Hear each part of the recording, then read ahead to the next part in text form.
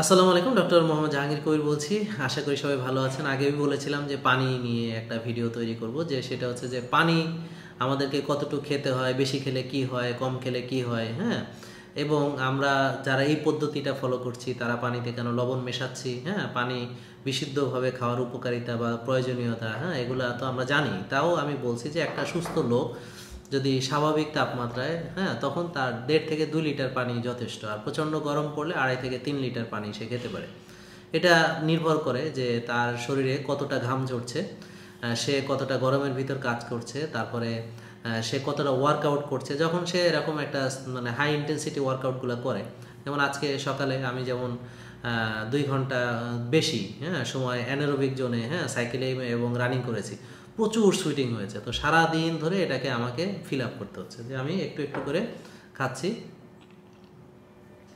এই পানিটাকে fill up করার জন্য। এটা একটা ডিটক্স ওয়াটার। তো ডিটক্স ওয়াটারটা আসলে কিভাবে তৈরি করতে হয় ইউটিউবে দেখে নেবেন। ডিটক্স ওয়াটার দারুণ জিনিস। তো বিশুদ্ধ পানি পান করার বিষয়ে আমাদেরকে সিদ্ধ করে পানি খেলেই হবে। পানি ফুটানোর ক্ষেত্রে আপনারা খেয়াল রাখবেন যে বেশি ফুটাবেন না, হ্যাঁ। একটা বলক আসলেই আপনার কিন্তু পানিটা মোটামুটিভাবে খাওয়ার উপযোগী হয়ে যায়। আর বেশি পানিকে জাল দিলে পানি পুড়ে যায়, তার যে স্ট্রাকচারগুলো ড্যামেজ হয়ে যায়, নষ্ট হয়ে যায়। বেশি হিট দিলে যে কোনো জিনিসই তার স্ট্রাকচার ধরে রাখতে পারে না, এগুলো ডিসোসিয়েট হয়ে যায় এবং তার যে মৌলিক যে গুণাবলী সেটা নষ্ট হয়ে যায়।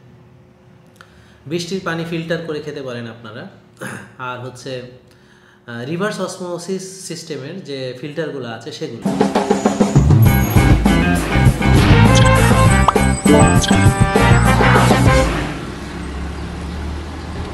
আর বাজারে অন্যান্য যেসব ফিল্টার আছে উইদাউট রিভার্স অসমোসিস, সেগুলোতে খুব বেশি এটা আপনি পাবেন না। তো ফুটন্ত পানি আর হচ্ছে আরও সিস্টেম, রিভার্স অসমোসিস সিস্টেম, এটা আপনারা চেষ্টা করবেন।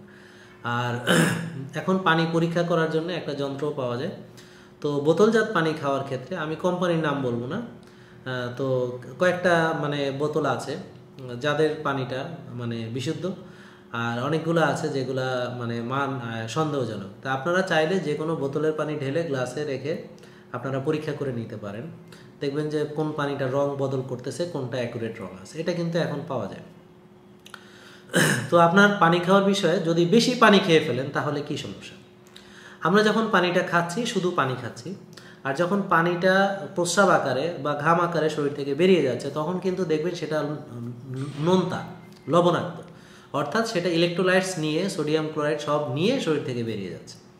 তো এইভাবে যদি আপনি বেশি বেশি পানি খান আর প্রচুর প্রস্রাব করেন বা মানে ঘেমে এটা থেকে শরীর থেকে বেরিয়ে যায়, সেক্ষেত্রে আপনার সোডিয়াম ক্লোরাইড এগুলোর ঘাটতি হয়ে যেতে পারে, হাইপোনাট্রিমিয়া ডেভেলপ করে যেতে পারে। তো আমাদেরকে খেয়াল রাখতে হবে যে প্রস্রাবের রঙটা যেন একদম সাদা না হয়, আবার যেন খুব গাঢ় কালার না থাকে, হালকা একটু হলুদ কালার থাকবে, স্ট্র কালার সামান্য। এতে করে বোঝা যাবে যে আপনি যদি ওভার মানে ড্রিঙ্কিং করেন তাহলে একদম পরিষ্কার সাদা থাকবে, আর যদি দেখা যায় যে একদমই পানি না খান তাহলে একদম গাঢ় থাকবে, যেটাও মানে কাঙ্ক্ষিত না। তো প্রস্রাবের রঙটা খেয়াল রাখবেন যে আপনার একটু হালকা স্ট্র কালার, একদম সাদা না, সাদার চেয়ে একটু, হ্যাঁ, মানে স্ট্র কালার সামান্য। তাতে করে বোঝা যাবে যে এটা ঠিক আছে। আর পানির সঙ্গে যারা আমরা দৌড়াচ্ছি, যারা আমরা মানে এক্সারসাইজ করছি, তখন তো ঘামের সাথে বের হবে, তখন তো এটা আমাকে পানি খেতে হবে, তখন আমরা পানির সঙ্গে একটু লবণ মেশাবো। তাতে করে কি হবে, আমার যে সোডিয়াম ক্লোরাইডের যে ব্যালেন্সটা ঠিক থাকবে। এখন আগে মানে অ্যাথলেটরা কার্বস লোডিং করতো যখন তারা রান বা এই ধরনের অ্যাথলেটিক পারফরমেন্সে যেত। এখন অনেকেই কিন্তু মানে সল্ট বা লবণ লোড করছে, হ্যাঁ, তারা লবণ মিশ্রিত পানি খাচ্ছে। এটা ইন্টারন্যাশনাল যারা অ্যাথলেট তারা কিন্তু এই কাজটা করছে। তো কারণ কি, তখন ওই সময়টা আপনার শরীরে যে প্রচুর পরিমাণে আপনার বেরিয়ে যায়, সোডিয়াম ক্লোরাইড বেরিয়ে যায়। আমি যদি শুধু পানি খাই তাহলে আমার এটা কি হয়, সোডিয়াম ক্লোরাইডটা, ইলেকট্রোলাইটটা, ব্যালেন্সটা নষ্ট হয়ে যায়। তাই জন্য আমাকে বুঝতে হবে যে বেশি পানি খেলে কিডনির উপর চাপ পড়ে, তাহলে আমি অতিরিক্ত পানি খেতে পারবো না। অনেকেই আছে যে 7-8 লিটার পানি খায় আর শুধু প্রস্রাব করে, তো এটা শরীরের জন্য মারাত্মক ক্ষতি। এটা আপনার ব্লাডারের উপর চাপ সৃষ্টি করছে, তো ব্লাডারেরও তারা 12টা বাজাচ্ছে। তো এই জন্যে সবসময় আমাদেরকে পরিমিত, পর্যাপ্ত, এই কথাটা খেয়াল রাখতে হবে। এবং শীত, গ্রীষ্ম, হ্যাঁ, বর্ষা, এই সিজনগুলোকে আমাকে রেসপেক্ট করতে হবে যে কখন কোন সিজনে কতটা আপনার পানি লাগবে। তো এই বিষয়গুলো যদি আমরা লক্ষ্য রাখি, পানির বিষয়টা, বিশুদ্ধতার বিষয়টা, হ্যাঁ, আর আপনি জানেন যে পানিবাহিত রোগগুলা ছড়াচ্ছে, বিশেষ করে টাইফয়েড। হ্যাঁ, তো এই পানিবাহিত রোগগুলা আমাদের প্রচুর টাইফয়েডের রোগী এখন পাচ্ছে। তো এটার বিরুদ্ধে টিকা আছে, আপনারা টিকা ব্যবহার করতে পারেন এবং কখনোই বাইরের পানি খাওয়া আপনার উচিত হবে না। আপনি আপনার ট্রাস্ট যে আছে বোতল কোম্পানি সেটা খেতে পারেন, কিন্তু ওখানেও মুশকিল, প্লাস্টিকের বোতল, সেটাও একটা ক্যান্সার। হ্যাঁ, সেটাও ঝামেলা, কই যাব আমরা। তো পানি ফুটিয়ে পান করুন, বাইরে টাইরে গেলে নিজে এক বোতল পানি নিয়ে যান। তো একটা বোতলে যদি একটা কাচের বোতল আমরা কিনি নিজেরা, একটা ছোটোখাটো কাচের বোতল, ওখানে যদি আমরা একটা আরও সিস্টেম রিভার্স অসমোসিসের পানি নিয়ে যাই কোথাও গেলে, আর ফুটানো পানি নিয়ে যাই, সেটা বেটার। তখন আর আমাকে ওই প্লাস্টিকের বোতলের পানিও খেতে হচ্ছে না, আর আমাকে এটা নিয়ে চিন্তাও করতে হচ্ছে না। তো এই বিষয়গুলো আমরা লক্ষ্য রাখলে আশা করি যে আমরা ভালো থাকতে পারবো, বিশেষ করে ওয়াটার বর্ন যে ডিজিজগুলো আছে সেগুলো থেকে আমরা বাঁচতে পারবো। আর সর্বাবস্থায় মনে রাখবেন যে ডিহাইড্রেশন, হ্যাঁ, সেটা একটা সময়ের জন্য ভালো, আবার এটা যদি সাস্টেইন হয়, লং টার্ম হয়, তাহলে সেটা ভালো না।